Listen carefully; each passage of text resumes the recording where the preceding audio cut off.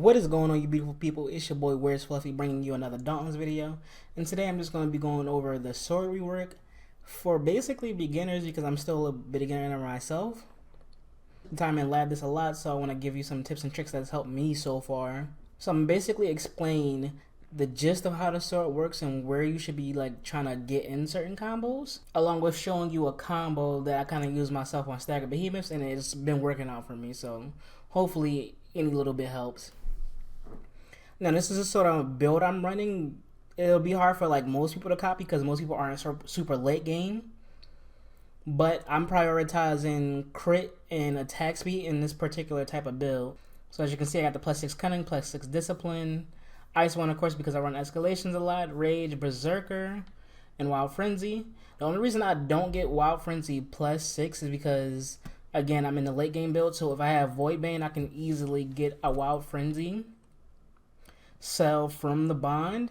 And then especially with Volley and Overdrive, you get 20% attack speed, so you don't necessarily need a Wild Frenzy +6. That's just my personal opinion. I also like the Volley and Overdrive because the attack speed, obviously, the AoE, and that granting one Valor immediately and then one Valor every 4 seconds is really important to the combo because it helps you stack that damage on top of damage. Now, it is possible you can figure out a way to configure this to your own liking. Again, like I said, I'm utilizing mostly attack speed and crit. And as importantly, I have the Lantern just because I want that 30-second increased damage for 6 seconds. That is also important to the combo, and I use it at a specific point, so I'm just go ahead and show y'all that too. So real quick, there's a lot of mods for the swords out right now, or a lot of ones that change. I particularly prefer the recursive hilt because you use Blade Rush, and you can use this in a combo. And if you use Blade Rush, you don't really need the overdrive, so you can kind of counterbalance it out. It doesn't really work as well because you're not getting a lot of attack speed, but you can still essentially do the combo using the Blade Rush because you're Blade Rushing at the start of the combo. I personally have this, but you can only get this from Lady Luck, and not too many people grind Lady Luck stuff. And I made the combo so you can basically pop all those Valor combo passives along with this mod and pretty much get the extra bonus. The other ones I really don't care for personally. I don't really plan on using them. King Edge and Mending Blade Core, you can use this if you want to, if you have trouble healing. I really don't have that problem, so I'm good. This one may have a use, but that revolves around Resounding Echo, and I don't really care for it too much. Now, the best way to explain this is you have the Frenzied Blade and the Sundering Blade. The Frenzied Blade is 3 lights, and the Sundering Blade is 3 heavies. Now with the Frenzy Blade, you only get 1 bar of Valor, and the Sundering Blade, you get 2 instead. Now when it comes to the Crescent Strike and Resounding Echo, Blade Rush, and Blade Surge, you need 3 of those mini bars filled to use one of those. So that's why it's important to like note that so you know exactly what you're doing and you don't try and do a combo you can't do, obviously. So clearly when you're against any behemoth, you want to be mashing your lights and your heavies in order to build up Valor, and then you want to sort of mix in between those Crescent Strikes and Resounding Echo. Resounding Echo, I don't feel like you're going to use too crazy unless you're going that mod specifically that results in, you know, aiding that. Mostly going to be mixing in Frenzy Blade, Sundering Blade, and Crescent Strike. And if you want to, you can throw in a Blade Rush right there. And that's pretty much the rundown of how everything works. Again, you want to be mixing it in up until you get your Overdrive and a 4 bar, meaning all 6 of those bars for Valor, in order to pull off this combo. So I'm pretty much show you how to do the combo. One keynote thing is when you're starting this combo, you're going to go Blade Rush immediately into Crescent Strike. So when I say this, you hold Blade Rush and you input your light and then you input your heavy. And you do this because using Blade Rush technically counts as the first input for the Crescent Strike. Again, using Blade Rush counts as the first light input for the Crescent Strike. So if you try and do 3 light inputs in a row, including Blade Rush, it'll fail and go into Frenzied Blade and not do Crescent Strike. So you gotta be careful with that.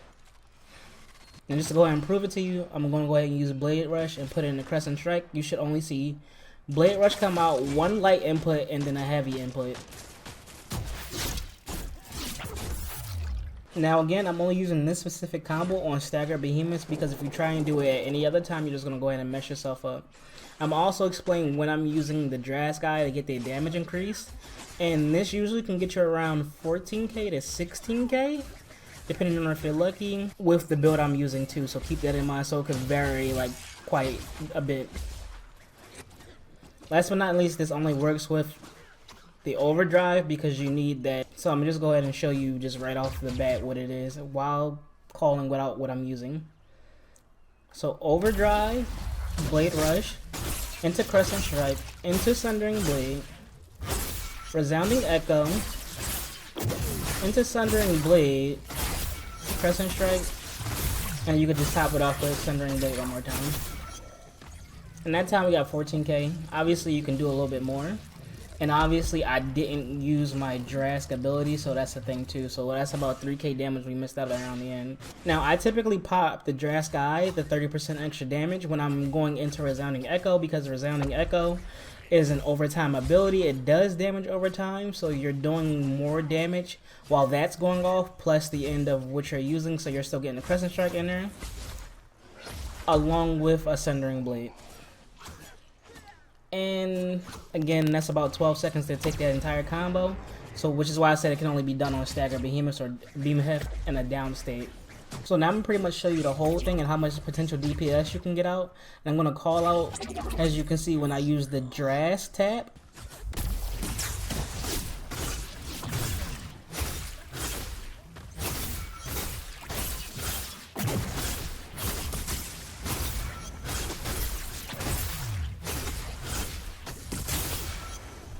So that's pretty much it. I used the Drask Eye, and you can see when I did it around the Resounding Echo, I'm getting a lot more damage out. Along with there's like a 2 to 3k damage boost in using that at that time.